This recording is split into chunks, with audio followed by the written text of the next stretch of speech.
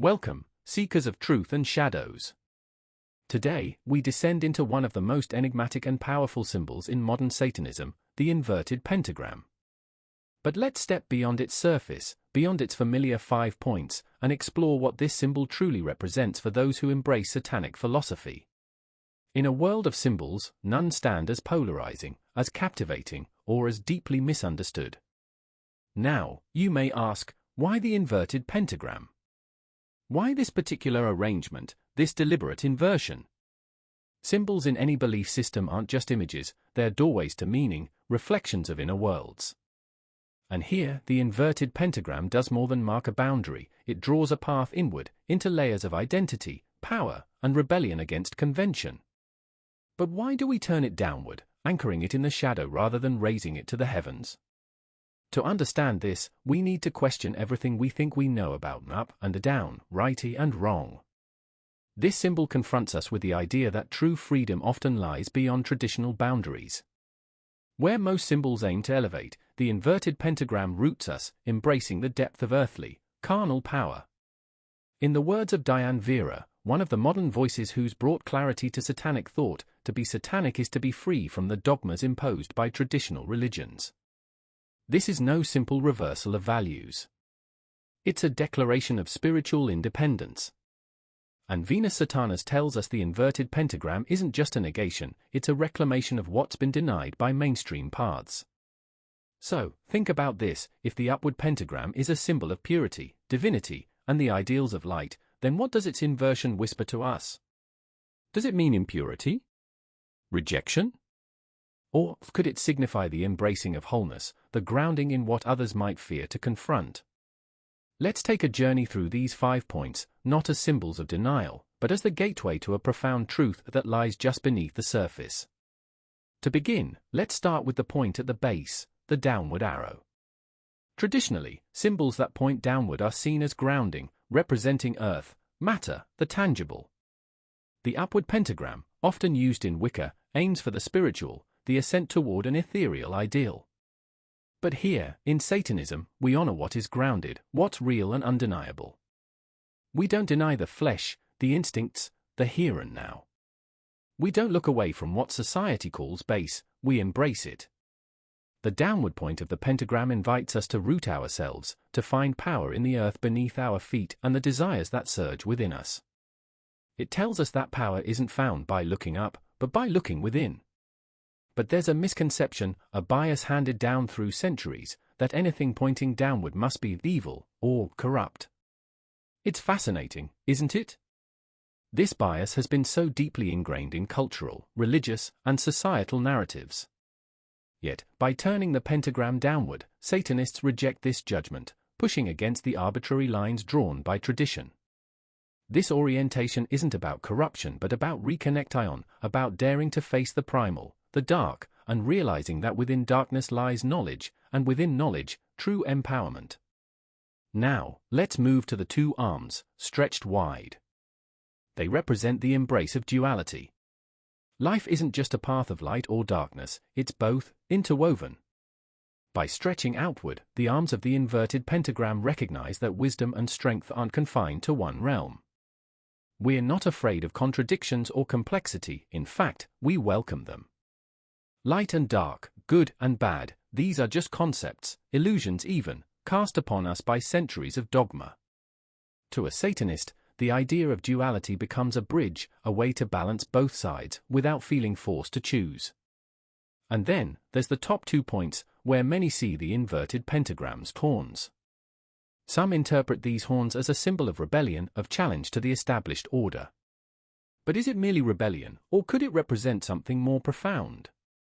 Perhaps these horns embody a willingness to pierce through illusion, to stand tall against imposed boundaries. They are an expression of personal sovereignty, of claiming a path untouched by external authorities. In the words of Venus Satanas, Satanism doesn't demand we become rebels, it invites us to become sovereigns, masters of our reality. The horns remind us that true enlightenment requires confrontation, not with others, but with ourselves and the beliefs we may have inherited without question. Pause here for a moment and think. What do these 5 points represent to you, the listener? Are they simply symbols on a star, or could they be reflections of your own inner journey, markers of the strength it takes to break away from tradition and seek your own path? Beyond the shape itself, we can't ignore the reactions this symbol draws from others. To some, the inverted pentagram is nothing short of terrifying. They see it as a symbol of everything they've been told to fear. And, in a way, they are not wrong. It does challenge, it does confront.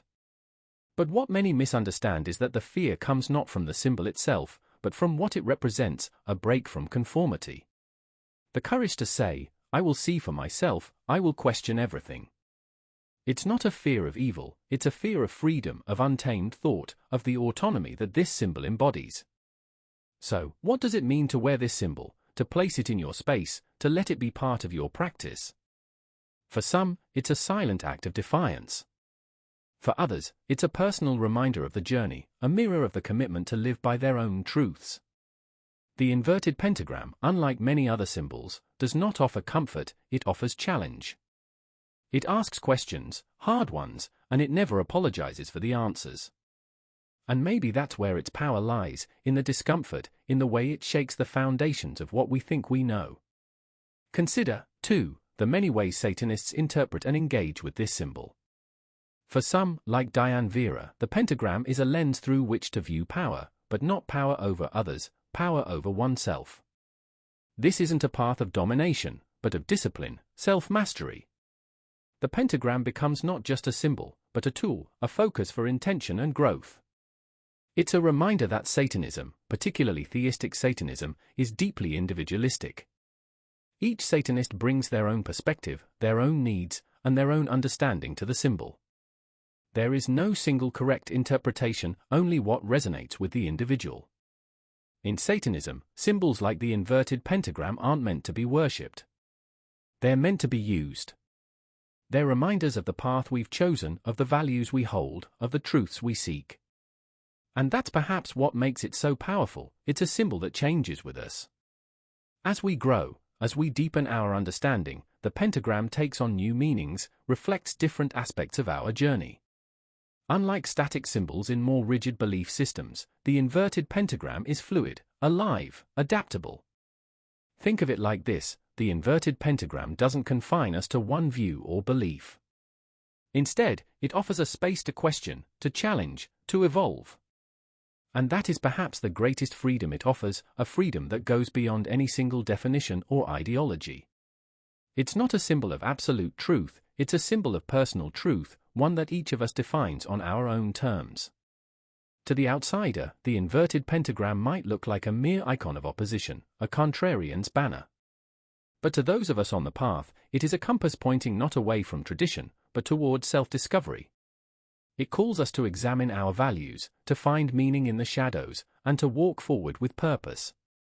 And so, as we conclude this exploration, I leave you with a question: what does the inverted pentagram mean to you? Is it simply a symbol, a piece of imagery associated with a counterculture? Or could it be an invitation, a key to unlock the doors of perception? Remember, it's not about what others think the symbol means, it's about what it reveals to you when you look at it, when you hold it close, when you let it speak without the noise of outside voices. So, now that we've taken a journey through the inverted pentagram's symbolic layers, let's shift focus to the psychology behind it. Why do we feel the need to identify with such symbols? Is it merely for shock value, a way to provoke, to stand out?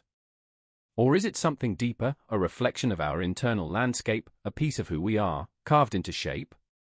For many, it's not about rebellion against society, but alignment with a part of themselves that feels alive, empowered, unchained from expectations. This symbol challenges us to confront what is often suppressed, the darker aspects of the psyche, the untamed emotions, the primal drives.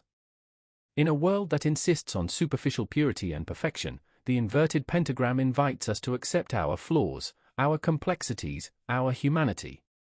It doesn't call us to be perfect, it calls us to be whole. The world teaches us to suppress what doesn't fit, to fear what isn't easily understood, but Satanism reminds us that darkness isn't something to be conquered, it's something to be embraced. The inverted pentagram is an emblem of that embrace, a reminder that self-acceptance includes the shadow as well as the light. And consider this: the inverted pentagram, pointing downward, also suggests the descent into the subconscious, into parts of ourselves that lie hidden beneath the surface. In Jungian terms, it's akin to a journey into the shadow self, a confrontation with our fears, our desires, our true selves unfiltered by societal conditioning. The inverted pentagram dares us to plunge into those depths, to reclaim what we may have cast aside to fit within social norms. It's an acknowledgement that true power and true wisdom are found not in denial, but in acceptance. But perhaps the most misunderstood aspect of this symbol is its ability to be personal and transformative. It's not just a relic from ancient practices, nor is it merely a tool for dark ritual. It's a mirror reflecting the user's intent. For those who look closely, it offers a path to self-realization, not through rejection of values, but through a deeper understanding of where those values come from and what they mean to the individual. In this way, the inverted pentagram becomes not just a symbol but a companion on the journey, an anchor, a silent witness to our evolution. Imagine wearing this symbol, carrying it with you as a statement, not just to others, but to yourself. It is an oath, a vow to live by your own truths, to explore the full spectrum of existence, both light and dark. It says, I am not confined by the definitions of others. I am free to define myself. That's the beauty of the inverted pentagram. It doesn't bind us to any dogma, it liberates us to craft our own understanding, our own path. And let's talk about the misconceptions. Many assume the inverted pentagram is an invitation to chaos, to destruction. They see it as a sign of darkness without knowing what that darkness means.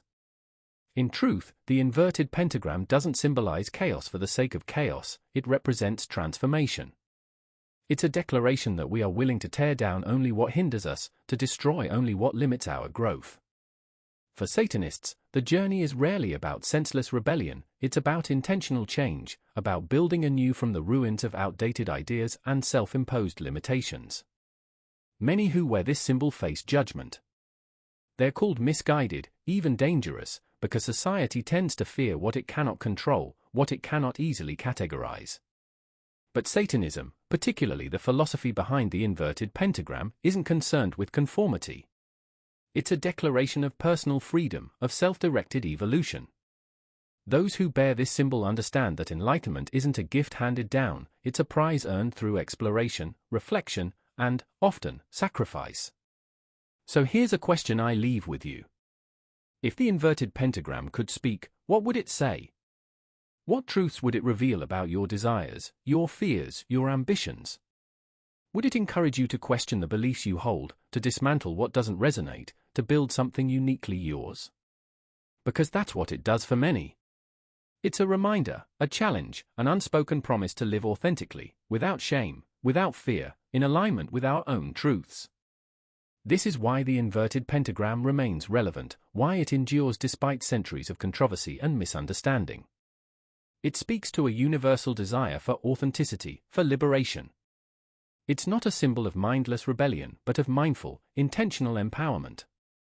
In a way, it reflects each of us back to ourselves, reminding us that the journey of self-discovery is as endless as it is rewarding. So, as we conclude, remember that symbols hold the power we give them. The inverted pentagram isn't inherently good or evil, it's a vessel for meaning, one that each individual fills in their own way. For some, it's a sign of defiance. For others, it's a source of strength. But ultimately, it's an invitation to dig deeper, to question, to redefine. Whether you wear it proudly or keep it as a private emblem, its message remains the same: live freely, question boldly, and embrace every facet of who you are. And that, my friends, is the power of the inverted pentagram in modern Satanism. Not as an icon of fear, but as a symbol of personal truth, of self-discovery, and of liberation from the chains of dogma. It's a journey, one that begins the moment you dare to question, to explore, and to see the world through your own eyes.